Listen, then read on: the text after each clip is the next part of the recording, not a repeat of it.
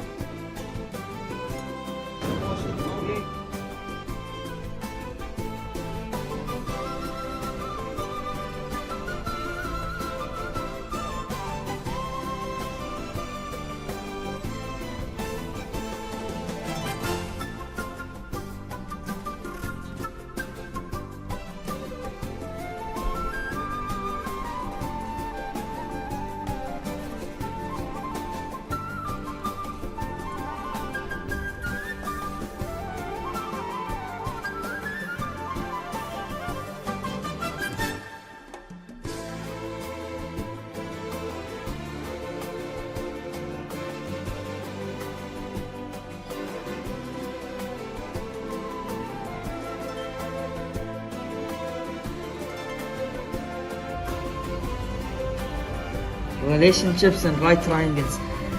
In this explore, you will construct the altitude to the hypotenuse of a right triangle. Then you will measure the angles of the original triangle and the two triangles into which the altitude divides the original triangle, observing their similarity. You will also find the length of the altitude of a triangle when given measurements for the two parts of the hypotenuse. Inquiry. In a right triangle, what relationship exists when an altitude is drawn from the vertex of the right triangle to the hypotenuse?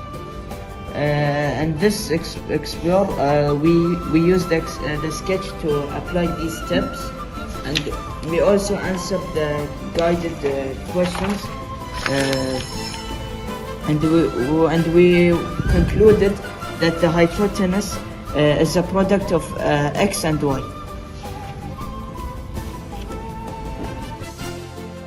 Relationship in right triangles. In this explore, you will construct the altitude to the hypotenuse of a right triangle. Then you will measure the angle of the original triangle and the two triangles into which the altitude divides the original triangle, observing their similarities. You will also find the length of the altitude of a triangle when given measurements for the two parts of the hypotenuse. Inquiry. In a right triangle, what relationship exists when an altitude is drawn from the vertex of the right angle to the hypotenuse? I used the sketch to explore the relationship, and I answered this question. This is the sketch.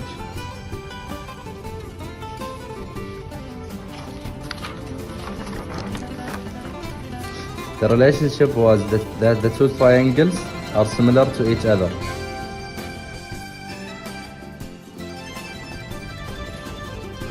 To find the height of the first floor mathematically, we follow these steps. In step 1, hold the book to your eyes so that the top and the bottom of the building are in line with the bottom edge and binding of the book. In step 2, what's the distance between your eye level and the ground?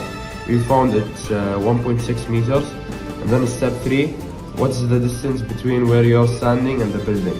We found it's 3.52 meters. So we added them together, and the overall height is 5.12. Then in physics, we use this equation to find the overall height, which is 5.2. We found the overall height, which is 5.2, because due to air resistance. This isn't accurate.